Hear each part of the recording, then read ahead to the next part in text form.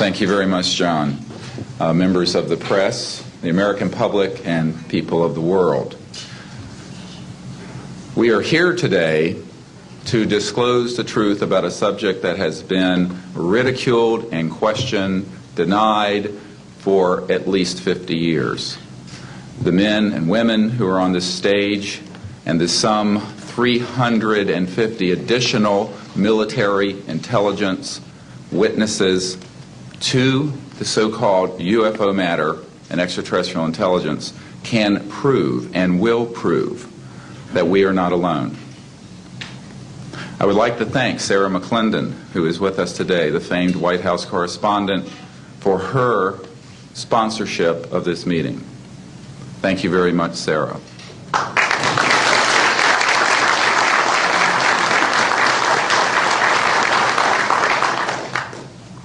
In 1993, a group of military advisors to this project and I met out in the countryside in Virginia.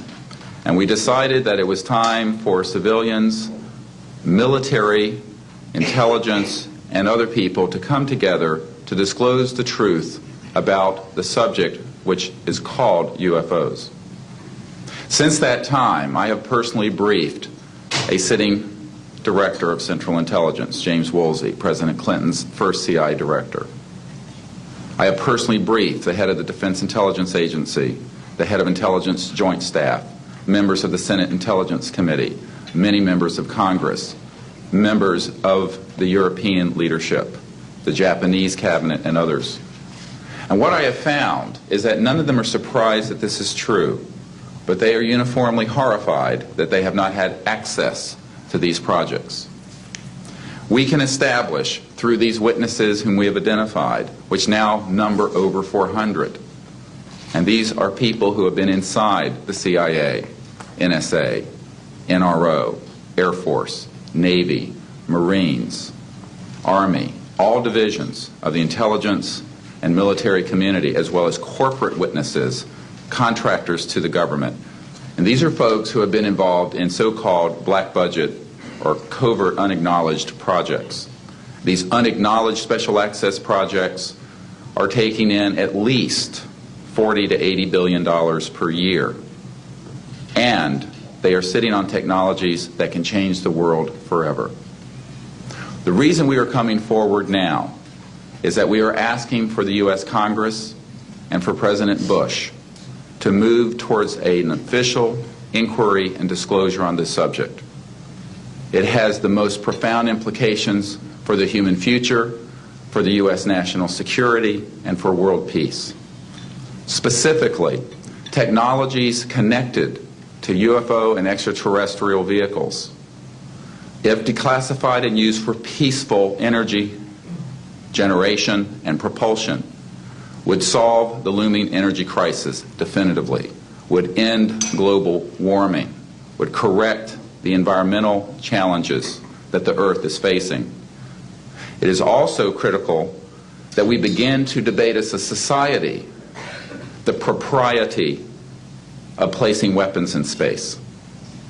If indeed, as we can prove, it is true that we are not alone and that space is territory which we are sharing with other civilizations, it could be a very imprudent, destabilizing thing to place weapons in space.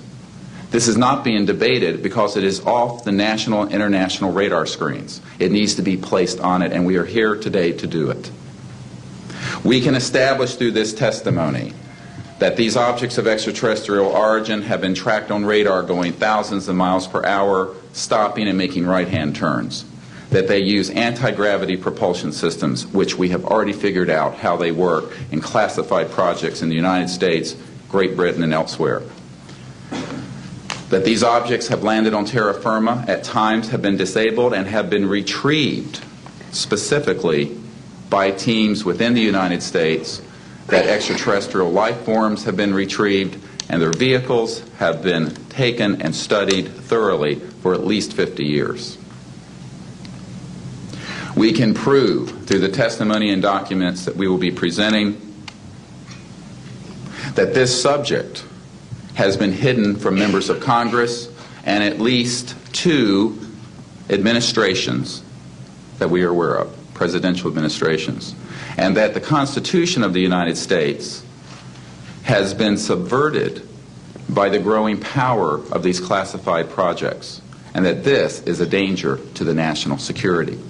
There is no evidence, I wish to emphasize, that these life forms from elsewhere are hostile towards us. But there is a great deal of evidence that they are concerned with our hostility. There are times when they have neutralized or rendered inert the launch capabilities of intercontinental ballistic missiles. Witnesses here today will describe those events to you. They have shown clearly that they do not want us to weaponize space, and yet we are proceeding down that dangerous path.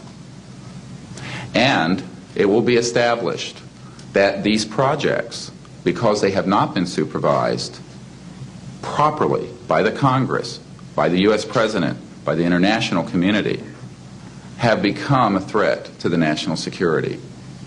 And for this reason, we feel we must disclose the facts. This is the beginning of the campaign for disclosure. And in a memo that I wrote to President Bush last week, I've stated that this campaign will persist until our goals are met, and they are as follows: that we have open, honest hearings on the subject in the U.S. Congress, that there be a permanent ban on the weaponization of space or the targeting of any objects of extraterrestrial origin, that there be a full and complete study of classified technologies connected to this subject to see how they could be properly declassified and applied for peaceful energy generation so that the world may get off of fossil fuels in enough time to prevent greater ecosystem damage or war over the looming energy crisis, which is sure to sweep the earth in the coming decade.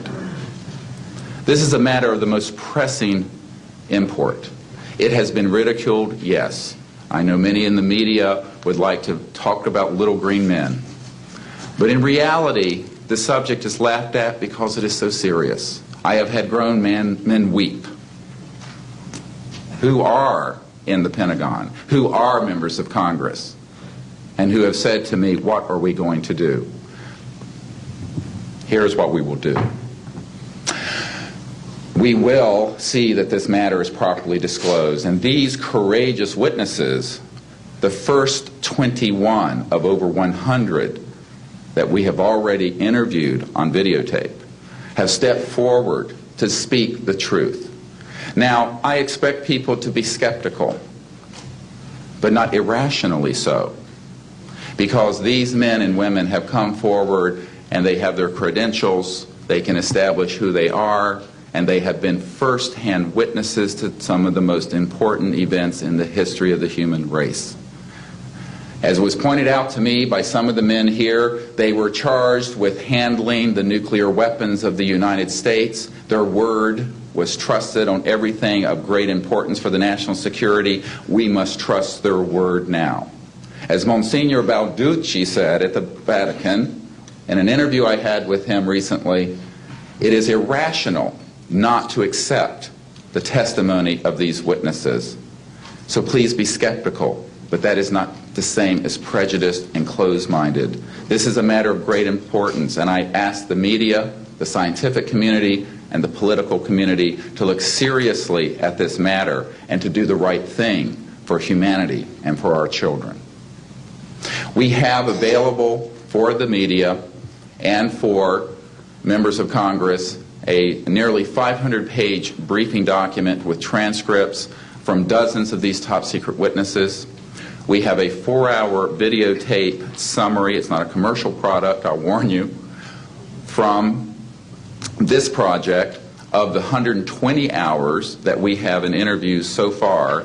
They've been boiled down to 4 hours, and it's available for the Congress to review and for the major media to review. We can establish that this subject is real and has tremendous significance for the human future.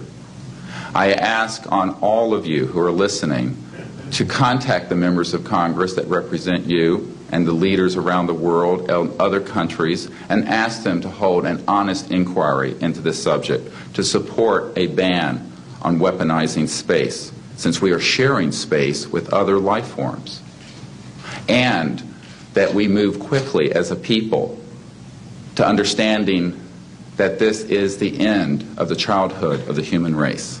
It is time for us to become mature adults in the cosmic civilizations out there. To do this, we must become a peaceful civilization, and we must look as we go into space with an intent of cooperating with other civilizations, not weaponizing that high frontier. The men and women who will speak next will do so in order, beginning on your left.